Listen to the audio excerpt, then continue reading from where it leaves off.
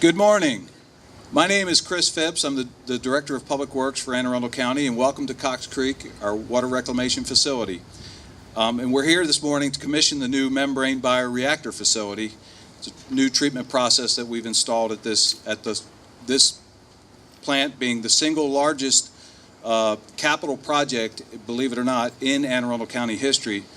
And more importantly, I think, is the fact that it's by far the single largest pollutant reduction project ever undertaken in the county and its bay cleanup efforts. So today's, we're going to have a short itinerary. Myself provide some introductory remarks, and then I'm going to be followed by much more influential speakers than myself. And then we're going to follow that with a brief tour of the new building, the membrane building, and I would like to have the elected officials that want to partake in that, along with the appointed officials, will take on a small guided tour. So Cox Creek it's also the largest of our treatment plants and the oldest in the county, and the biggest challenge of this project itself were the site constraints. Trying to add a new advanced treatment process to a facility that was already chock full with infrastructure and bounded by all the infrastructure you see, power grid, transmission, the two power plants, Cox Creek itself, posed huge challenges. So what that led us to do was to come up with a very innovative approach, and that was to select the membrane technology treatment process. What that allowed us to do was basically do twice the amount of treatment on the same size footprint that a conventional plant would have provided. That in itself saved us, we estimate, over $18 million, because we didn't have to go to another site, purchase another site, build a new treatment plant somewhere else, or even half of a treatment plant while we would downgrade this one. The other aspect of cost savings was we put in a side flow treatment system, so that when wastewater flows increase during storm events, we get high flow events. We designed this facility to handle 30 million gallons a day. We can maybe once a year get a 45 million gallon peak flow instantaneous, and we didn't want to build 45 MGD worth of membranes that we would only use 1% of the time, so we built a side stream treatment process that we can offload and treat that and then run it back through the membranes after it's been settled. So we estimate we saved $11 million in that aspect of the project as well. This type of treatment is even though this project cost $141 million, it is by far the most cost-effective means of reducing nitrogen, phosphorus, and treating if you expressed it in stormwater runoff, doing impervious area treatment. We estimate that it's 9 times more cost-effective than stream restoration, pond retrofits, and the like. So it's an extremely impactful project. We expect to see immediate results, because that's what happens with wastewater treatment, and I'm sure that's why we're seeing the turnaround in the bay quality, is that all these investments we've been making in the treatment plants has made immediate improvement downstream. And finally, I think I would be, I can't ignore the juxtaposition that we're sitting in here. This is probably the most industrial-like setting in Anne Arundel County, surrounded by the largest, oldest treatment plant, power grid infrastructure. Yet it also, this area contains probably the 2 greenest projects ever embarked on in Anne Arundel County, this being on the liquid side, and the Brandon Shores Power Plant invested hundreds of millions of dollars in the last half a decade upgrading their air quality emissions standards with scrubber technology. And believe it or not, we actually have an agreement with them where we send 2 million gallons of treated effluent, of our wastewater effluent, over to the plant, and they use in their air scrubber makeup processing as processed water. So this is, believe it or not, the greenest corner of Anne Arundel County, while it also is in the most industrial-like setting. So enough of me and the details and all that, and right now it's my honor to introduce our County Executive, Steve Shue. Thank you, Chris. Good morning, everybody. Thank you for being here. It's a beautiful day in Anne Arundel County. want to acknowledge some of the elected officials who've joined us today. Senator Brian Simonaire, thank you for being here, Senator. Minority Leader Nick Kipke, the delegate of District 31, thank you for being here. And Nathan Volke of our Central Committee here in District 31, thank you for being here as well. The Department of Public Works is one of the sectors of county government that has the most impact on people's daily lives, and yet most of the work that they do is behind the scenes and not evident in people's minds every day. This water reclamation facility is a case in point. So I'd like to take this opportunity to ask all the DPW employees who are here today to raise their hands and be acknowledged for your great work. We appreciate everything that you do to improve the quality of life of the citizens of this county. We wouldn't be here today without the vision of one man whose legacy we feel each and every day in Anne Arundel County. Came into office promising fiscal responsibility, historic investments in education, real government reform, and a cleaner Chesapeake Bay. And he delivered.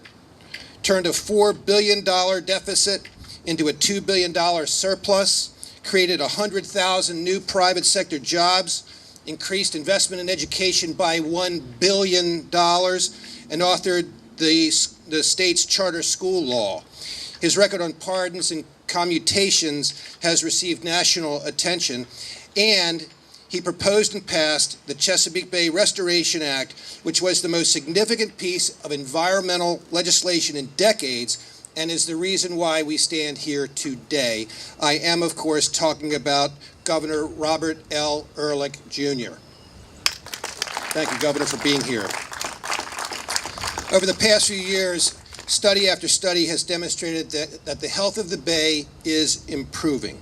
The Chesapeake Bay Foundation does a report card, and that report card rating has risen now to 34, up from only 28 in 2000, which was just before the Chesapeake Bay Restoration Act was enacted, and up from only 23 in 1983. So we have a ways to go, but we are absolutely going in the right direction. And I know from my own personal experience, I'm on the water a lot, the water has never been cleaner in my lifetime than it is today. That progress is due in very large part to the better practices established for wastewater treatment by the Chesapeake Bay Restoration Act, which came into law 13 years ago. Thanks to that pivotal legislation, our county embarked on a more than $200 million program, of which this project is a part, to upgrade our 6 wastewater treatment plants, a program that's now winding down after all these years as we celebrate the completion of the Cox Creek wastewater treatment plant. Those upgrades pull millions of pounds of nitrogen and phosphorus out of the bay each year. If you haven't had a chance, go over and look at these boards that are on display. The numbers tell the tale. The number of pounds of solid waste, the number of pounds of nitrogen, of phosphorus that are not going into the bay anymore, thanks to this high-tech plant. Thanks to Governor Ehrlich, we're bringing our bay back to life each and every day and preserving this magnificent body of water for generations to come. And on a personal note, I want to say that I so much appreciate the friendship and support that Governor Ehrlich has given me over the years. I'm very fortunate to be able to call him a friend. He's helped advise me and guide our administration, going all the way back to my time as a delegate and now as county executive. We're blessed as a county that he chose to make Anne Arundel County his home in his post-gubernatorial life with his wonderful wife and 2 fabulous children. So without further delay, let me introduce the 60th Governor of Maryland, Bob Ehrlich.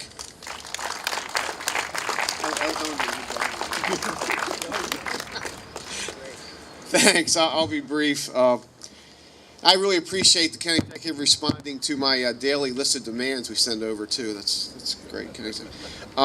We chose Anne Arundel County as our home, and we're invested here, obviously. So, who leads this county really counts with us. We are quite proud to have Steve lead us. Very talented person, and Steve, you're doing a great job. Keep it up. Thank you so much. Real quick, 11 years later, and there's some Ehrlich Alumni Association members here I need to point out. And Bernie Marsick and Lynn Buell, please stand up with Steve and Governor Hogan, respectively. Lynn.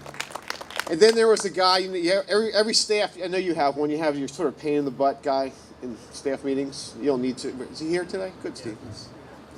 I had that too, and the guy's name is Paul Shirk. And Paul was Chief of Staff for Governor Schaefer and member of my staff in Congress, and came with me. And he was the one on the darkest days who targeted, got everybody refocused with regard to the ultimate goal, which was phosphorus and nitrogen, which was a better future, a better bay, cleaner bay.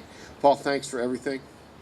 Oyster restoration now is your life's passion, and so this bay has really defined his life. Thank you, Paul. I appreciate it very much. Real quickly, this is really feeling a satisfaction for me, not only to be with Steve and people who make this county go. We love Pasadena, by the way. We spent a lot of time here in baseball season, Nick, so you know that.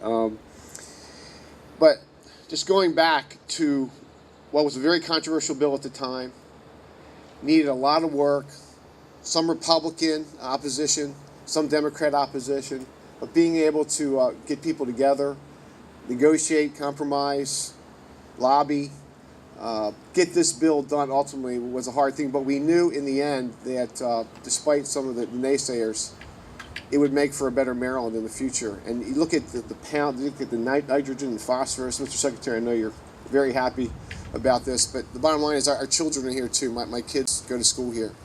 And this was, politicians use the term investment a lot. Usually it means taxes and you don't know where the dollars go, but in my view, it was going right to the people and saying, look, here's the dollars, here's where they're going, and if you want a cleaner bay, if you want to keep eating Maryland crabs, Chesapeake Bay crabs, this is what we have to do. 23 was intolerable. We're heading toward 50, hopefully. Chesapeake Bay Foundation called this the most significant environmental act in 20 years, and they were right. And here we come full circle today to a cleaner bay. We're not there yet. We're not there yet. We know that. There's going to obviously be a lot of pressure in the watershed, always, because people want to live in the land of pleasant living. But the land of pleasant living just got a little cleaner, a little better thanks to this act. I want to thank everybody, Republican, Democrat, everyone who helped us pass this bill. Congratulations, Mr. County Exec. Proud of you. Thank you very much, everyone.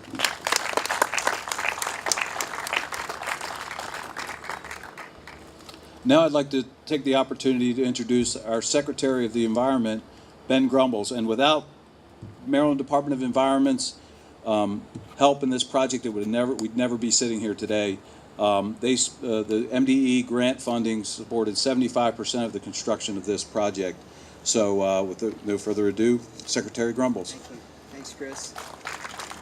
Well, so I'm joined by Lynn Buell, as Governor Ehrlich stated. Lynn is Assistant Secretary who's fully steeped in all things wet and water quality and water improvements. And while my last name is Grumbles, I couldn't be happier to be here to celebrate this tremendous example of local leadership for a cleaner bay. And to everybody wearing a hard hat and a yellow safety vest, you know that water is life and infrastructure makes it happen. And that this investment, which includes $88 million through Maryland Department of the Environment, but it's through the Bay Restoration Fund and the flush fee and the leadership back from 2004.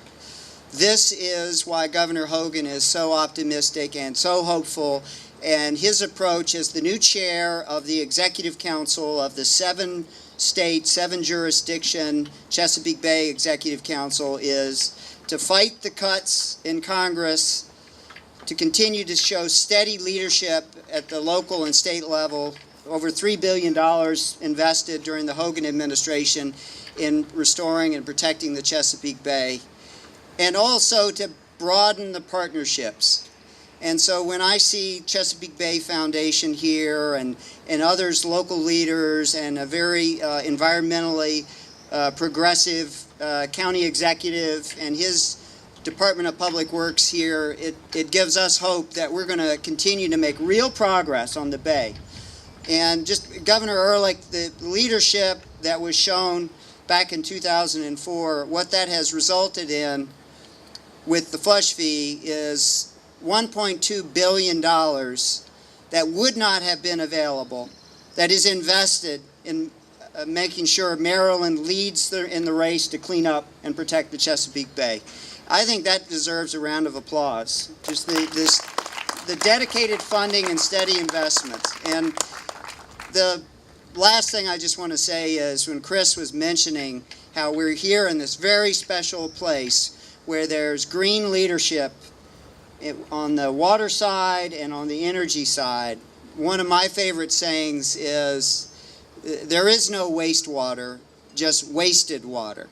And when the county is not only through Cox Creek cleaning up the water to meet our very aggressive bay cleanup goals for nitrogen and phosphorus, but also selling the water, the cleaned up water, to a partner, the wastewater, to the power plant, to save our precious water supplies and find efficiencies. That's a real vision for leadership as well. And I know Governor Hogan, in focusing on his Chesapeake Bay responsibilities, is also really focusing in on the emphasis on reducing waste and inefficiency, reusing water, recycling, and building innovative partnerships through innovative technologies like the membrane work, but also relying on the steady leadership at the local level in Anne Arundel County and throughout the state to make a real difference. So congratulations to everyone who's been involved in the past and who's currently involved in making sure this is a resounding success and that we all benefit from it. Thank you.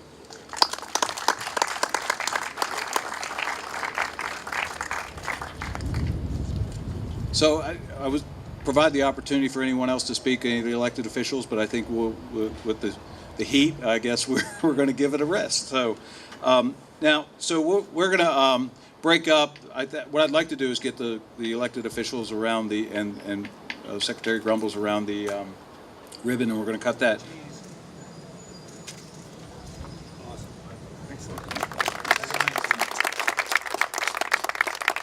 with that, I'd like to gather everyone.